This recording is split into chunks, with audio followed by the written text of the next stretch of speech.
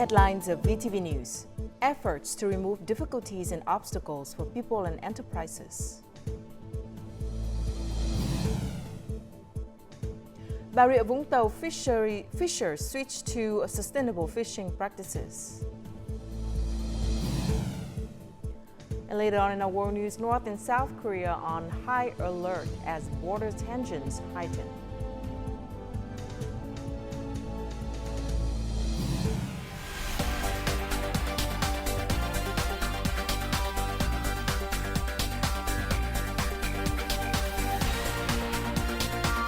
Broadcasting from Hanoi, the capital of Vietnam, VTV News starts right now. Hello and welcome to VTV News, broadcast live to you from Hanoi. You're with me, Pham, and here's the top news of the hour. On October the 15th, Prime Minister Phạm Minh Chính and National Assembly Chairman Trần Thanh Mẫn co-chaired the conference of the Government Party Committee with the National Assembly. The Prime Minister stated that at the 8th session, the government is expected to submit 81 files and documents to the National Assembly, including 28 draft laws for comments and consideration.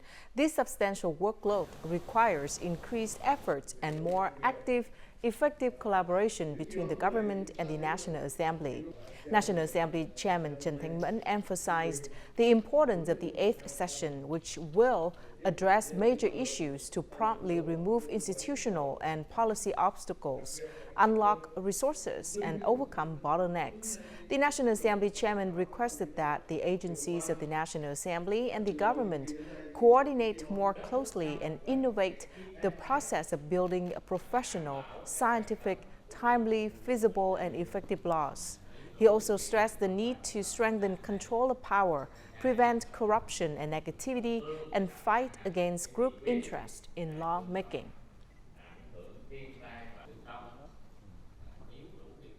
In Khánh Hòa, the electronic traceability system for exploited seafood known as ECDT software has recently yielded positive results. Ship owners and seafood purchasing, processing, and exporting enterprises are now equipped with internet-connected mobile devices installed with the ECDT system. This allowed them to declare fishing vessels' movements, record fishing logs, and issue certificates of seafood origin. Khánh Hòa has also installed self-service tablets at fishing ports, enabling fishermen to perform operations on site. In addition, this software integrates with the VMS system, providing warnings when fishing vessels exceed permitted boundaries. According to the development plan for 2021 to 2030, with a vision towards 2050, Bà Rịa Vũng Tàu province aims to gradually reduce its fishing fleet and focus on selectively harvesting high-value marine resources. To achieve this goal, the province is implementing various measures to supervise, guide, and support fishermen in adopting sustainable fishing practices. Nguyễn Đình Ngọc, with over 45 years in the trade, understands the ups and downs of the fishing industry. He sold 2 of his trawlers and invested nearly $281,000 in building 4 geonesting boats for selective fishing. His operating costs have been halved, while the value of his catch has tripled or quadrupled. We constantly think about how to preserve marine resources for the long term. As fishermen, we must take responsibility for the sustainability of our work and avoid depleting resources. The province career transition plan for 2021 to 2025 aims to convert 125 geonating boats to recreational fishing tourism and bottom trawling. The province is restructuring its fishing operations, reducing the trawlers that deplete marine resources. Once the Ministry of Agriculture issues specific policies on job transitions, the province will submit a policy proposal to the Provincial People's Council to ensure that the local fishing industry aligns with the province's fishing capacity. Along with encouraging fishermen to comply with regulation on sustainable fishing practices, the province will offer financial aid for the transition to sustainable high-tech fishing and aquaculture. It will also focus on enhancing value-added processing to create new jobs for fishermen in their new roles. Cà Mau has approximately 300,000 hectares dedicated to aquaculture, with mangrove shrimp farming comprising 25% of this area. This farming model offers dual benefits. It helps local communities stabilize their economies through shrimp farming, while actively protecting forest resources and promoting environmental sustainability. Thousands of households in Nam Can and Ngọc Hiển districts have recently adopted an effective method that boosts the economy while protecting the mangrove forest, eco-friendly shrimp farming beneath the forest canopy. By following strict environmental regulations and undergoing regular quality inspections, mangrove shrimp has gained popularity in the EU and US markets, significantly improving farmers' incomes. Before joining the project, I earned about $12,700 a year. My profits have now reached $19,200. Shrimp farming beneath the forest canopy in Cà Mau boosts local livelihoods while protecting and expanding forest cover. Cà Mau's ecological shrimp has earned 8 certifications from various countries and organizations. Currently, demand for this product exceeds supply. This nature-friendly practice is a key focus for Cà Mau province, which is seeking investment to widely replicate the model. We're actively reaching out to businesses, local communities, and the government to collaborate on projects and action plans that will help us increase the production area for these models. Recent assessments by local authorities indicate that the income of households raising wild shrimp, particularly those with international certification, has been stable. In addition to shrimp, these households also earn extra income for farming crabs, fish, and blood cockles. They consistently follow technical procedures and avoid using harmful chemicals, which helps maintain a clean and safe farming environment. Exporting processed agricultural products offers a significant opportunity to enhance product value. To capitalize on this, farming areas are implementing standardized practices to establish stable sources of raw materials. This initiative aims to gradually supply a range of highly competitive products that can both dominate the domestic market and boost export levels. To ensure high-quality honey for export to the UK, Green Life Cooperative has implemented a clear production strategy since 2017. Members have standardized their care techniques, harvesting methods, and packaging processes, adhering to VTVGAP and ISO 22000 standards. We reduced the water content of 1,200 liters to 16%. This prevents lids from popping, minimizes foaming, and ensures the honey retains its quality for consumers. For the exported salted shallot product, each shallot is carefully selected for consistent size and color. The shallots then undergo a pre-processing routine of cleaning, fermentation, and bottling.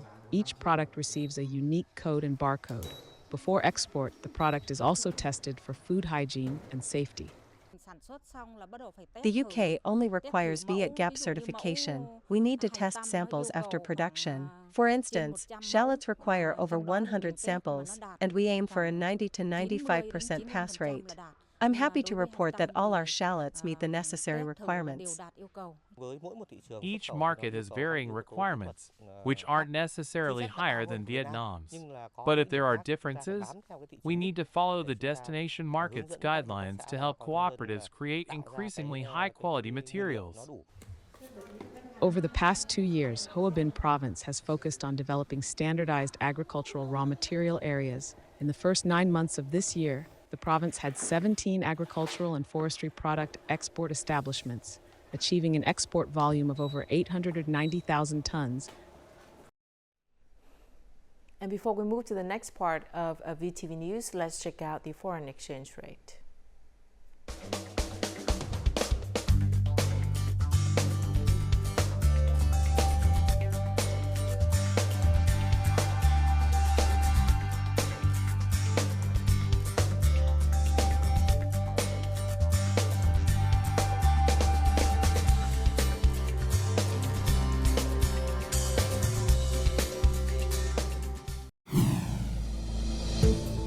Coming up next, Đồng Tháp residents brace for riverbank erosion.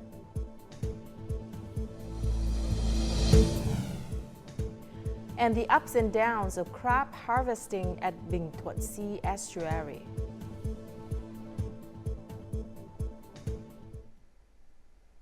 After 2 hours of heavy rain, Cần Thơ City experienced significant flooding. This morning, some residential areas were still flooded.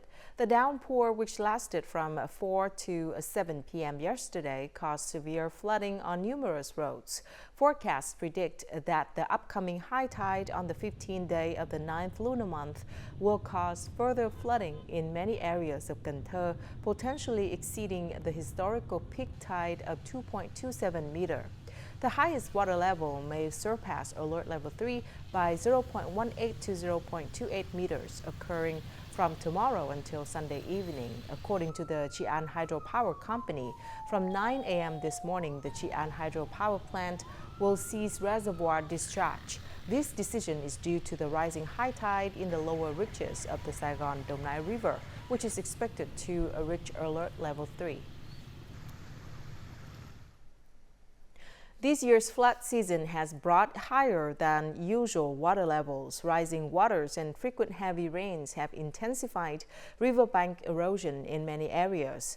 Forecasts predict at least 2 more surges before the season's end, further increasing the risk of erosion along riverbanks. Proactive prevention measures are crucial during this period. A rural road connecting local hamlets in this commune had experienced severe erosion. The erosion has consumed a third of the asphalt surface, creating a serious traffic hazard. In response, local authorities have installed warning signs and restricted access to the affected area. During the heavy rain, the roadside began to erode, initially by only a few centimeters. As the rain continued, the erosion spread, exposing more of the foundation. It's deeply concerning for us locals if this road collapses. In another location along the Dien River, in Ward 11 of Cao Lãnh City, the eroding riverbank has swept away over 2,000 square meters of land and crops within hours. This disaster has directly impacted 5 households, affecting more than 20 people. Authorities are stepping up inspections and reviewing critical areas, particularly sections at high risk of landslides. Local authorities will identify specific areas of concern and develop solutions to address them. The combination of rising waters and frequent rains heightens the risk of riverbank erosion, especially in vulnerable areas. To minimize potential damage, local authorities and residents are actively monitoring the situation and issuing timely warnings. From tangled nets, fishermen carefully extract each crab, ensuring they remain intact and flavorful. This laborious process is a vital part of daily life in the coastal region of Bình Thuận. Alongside the crab nets, warm stories of the fishing village unfold, captivating tourists who come to experience its charm. In the early morning, the village roads are filled with nets and villagers. Meticulously, they untangle the nets, gently extracting the crabs with care. This cherished tradition is known as crab removal in Phan Rì Cửa, Tuy Phong district, Bình Thuận province. I must carefully extract the crabs intact before selling them. When the net is too tangled, it takes a long time to free them, and that's the hardest part. Removing crabs marks the final step in the profession of Bình Thuận fishermen, who believe that enduring hardships is essential to life. Each evening, fishermen transfer heavy nets from shore to boat and venture out to sea. Each boat employs dozens of workers to remove crabs and roll up the nets, known as net carts. With many hands at work, the nets are neatly organized, ready to accompany the fishermen back to sea. This rhythm defines life in the crab fishing village. Every time I go out, I have to do this to keep the net clear. Lately, the boats haven't been catching many crabs, definitely not as many as during the season. The nets stand witness to the ebb and flow of emotions, sorrow during sparse catches, enjoy when they're full. For tourists, the early morning rhythm of coastal village life is enchanting, inviting them to admire the fresh crabs as if they're just emerged from the sea. This October, Ho Chi Minh City hosts an event promoting Australian culture across Southeast Asia, organized by Wine Australia and the Australian Trade and Investment Commission.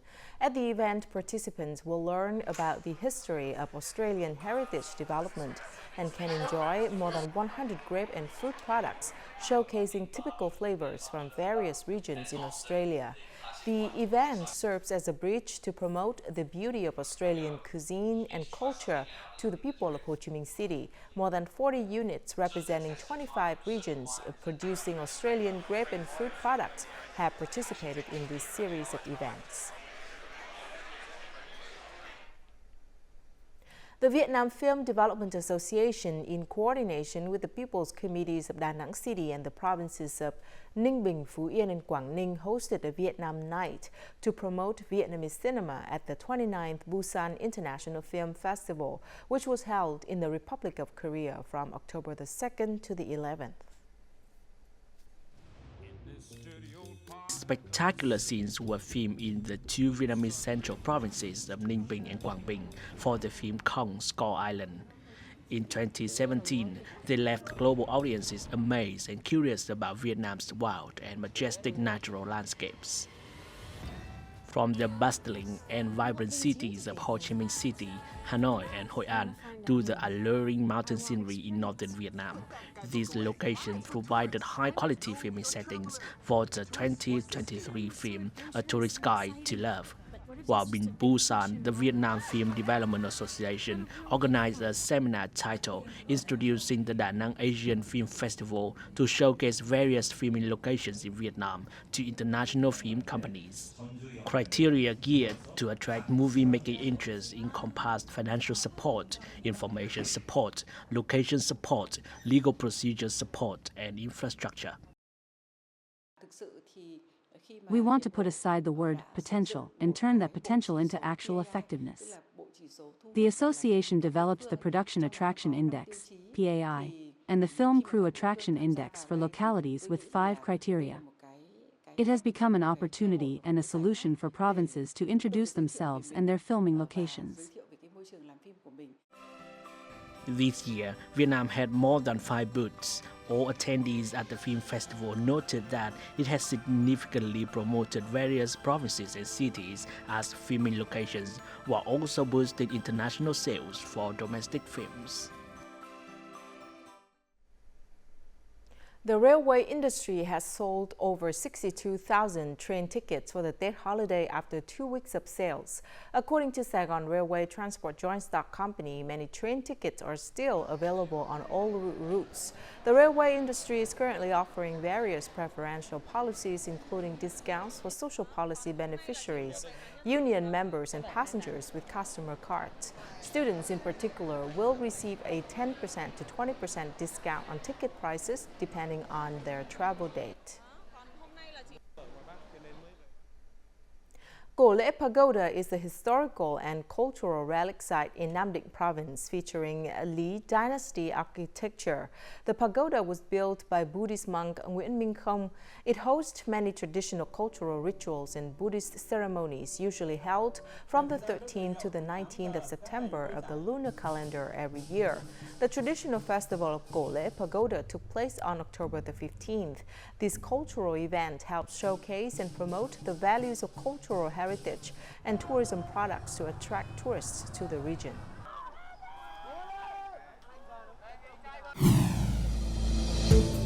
Coming up next in our world news, North and South Korea on high alert as border tensions heighten. Russia and China pledge to strengthen military ties.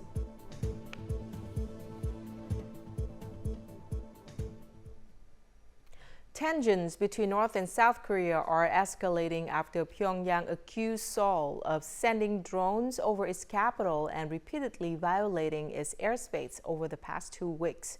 More details to follow. North Korean leader Kim Jong-un convened a security meeting on Monday to direct a plan of immediate military action in response to escalating tensions.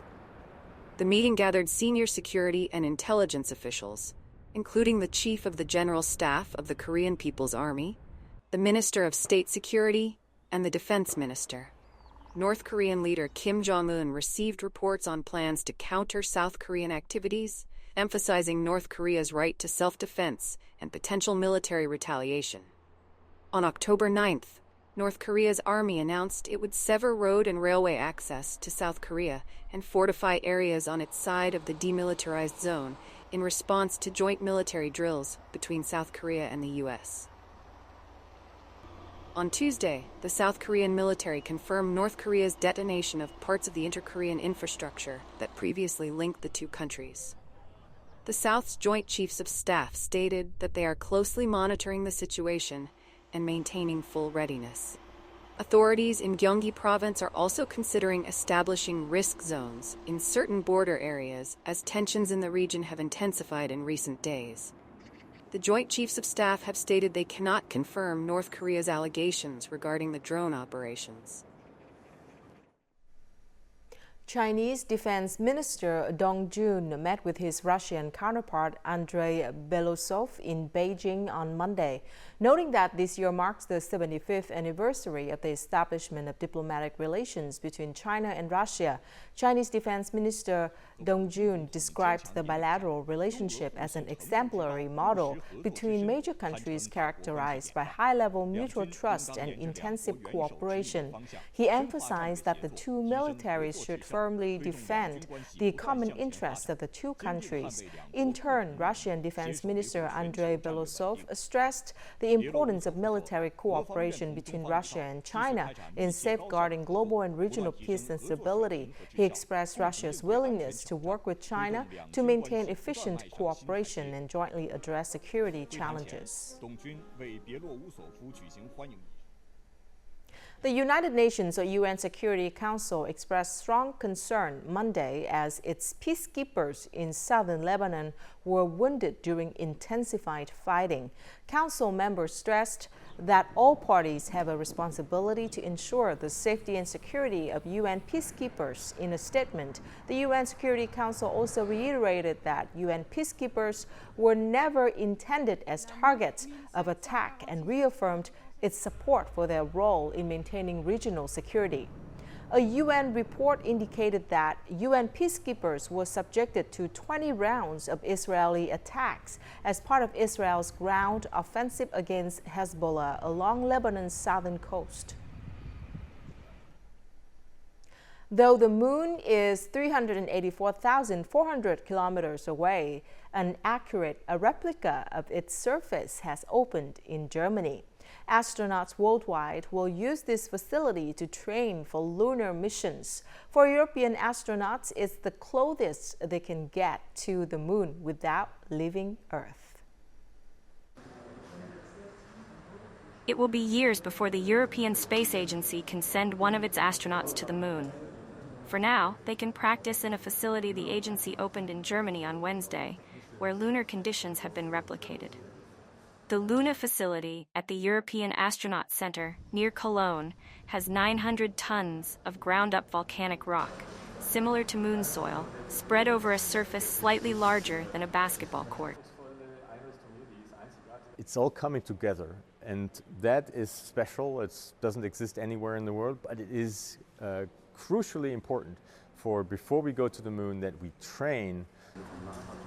The moon's low-gravity environment will be simulated using movable, ceiling-mounted trolleys. Its soil, lunar dust, rocks, and lighting are replicated to match the moon's surface as closely as possible. The moon is basically a twin of planet Earth. We don't know quite how it got into existence. It contains a lot of rocks that are billions of years old that are similar to the ones on Earth, which we don't find on Earth anymore. We cannot study them here. If we go to the moon, we can study, we can read in like a history book. The race to the moon is heating up, with the United States, European countries, and major Asian powers in the mix. It's been over half a century since American astronaut Eugene "Gene" Cernan last set foot on the moon, yet Earth's largest satellite remains largely mysterious to humanity. The world eagerly anticipates the next human footsteps on the lunar surface. And now let's take a look at the weather forecast.